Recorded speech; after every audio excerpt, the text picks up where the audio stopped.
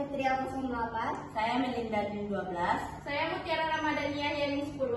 Saya Maulani dengan NIM 16. Saya Nurisma dengan NIM 18 akan mempresentasikan materi kami yaitu Global Supply Chain Disruption pada masa COVID-19 dan Regional Trade Agreement atau RTA. Baik, yang pertama saya akan menjelaskan tentang latar belakang kasus yaitu rantai pasok global adalah jaringan produksi dan distribusi barang yang terhubung lintas negara. Sistem ini bekerja secara kompleks dan sangat efisien, namun juga rentan terhadap gangguan besar seperti pandemi. Ketika COVID-19 mereda, banyak negara menerapkan lockdown, menutup perbatasan, dan membatasi pergerakan barang yang mengakibatkan disrupsi pada jalur distribusi global.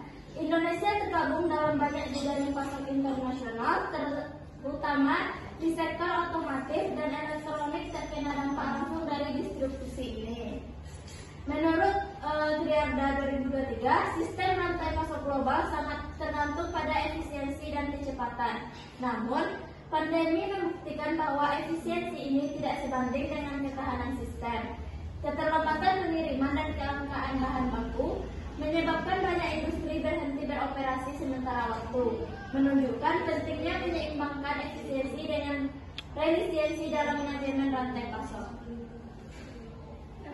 Selanjutnya tentang permasalahan utamanya, yang pertama itu ada disrupsi logistik internasional atau kontainer pelabuhan tenaga kerja.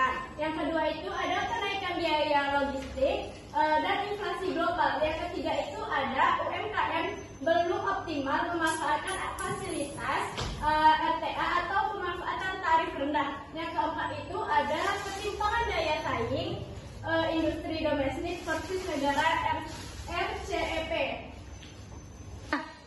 Selanjutnya teori terkait teori keunggulan komparatif atau vertical growth. Negara sebaiknya fokus pada produksi barang yang paling efisien secara relatif. Namun, krisis COVID-19 menunjukkan risiko dari ketergantungan ekstrim pada negara lain. Diversifikasi pasok dan substitusi impor menjadi sangat penting. Selanjutnya analisis data, statistik ekonomi terkait. Inilah grafik tren ekspor impor dan terus menunjukkan fluktuasi besar selama pandemi. Kenaikan kurs USB atau IDR selama 2020 mencerminkan depresiasi akibat ketidakpastian global dan aliran modal keluar. Selanjutnya analisis penyebab. Yang pertama, ketergantungan tinggi pada negara seperti Tiongkok dan Korea Selatan. Yang kedua, sistem just in time yang tidak tahan terhadap krisis. Yang ketiga, kurangnya infrastruktur logistik dan cadangan nasional. Yang keempat, hambatan struktural UMKM atau akses teknologi literasi ekspor rendah. Selanjutnya yaitu dampak ekonomi. Yang pertama itu adalah dampak global, di mana yang terdiri dari krisis global, produksi mobil dan juga elektronik terganggu. Yang kedua itu biaya logistik meningkat, yang di mana harga barang naik ataupun yang disebut dengan inflasi. Yang kedua itu adalah dampak lokal Indonesia. Yang pertama, nilai tukar melemah, ekspor impor terganggu. Yang kedua, UMKM tidak siap memanfaatkan APTA dan RCEP. Dan yang ketiga yaitu PDB, yang dimana sektor industri pengolahan menurun.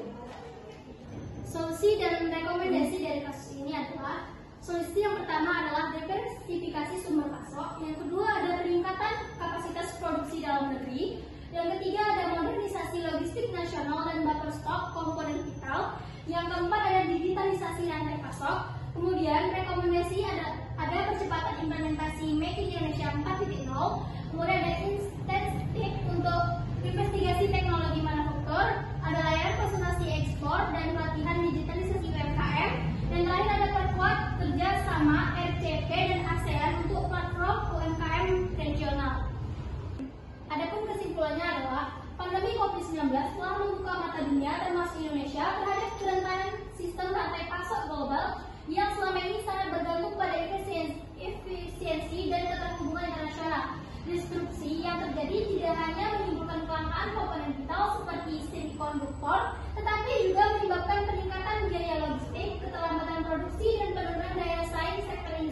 negeri, terutama pada sektor otomotif dan elektronik. Selain itu, partisipasi Indonesia dalam perjanjian perdagangan regional seperti AFTA dan RCEP menunjukkan bahwa liberalisasi perdagangan harus diimbangi dengan kesiapan logistik, terutama dalam mendukung UMKM agar mampu bersaing di pasar terbuka.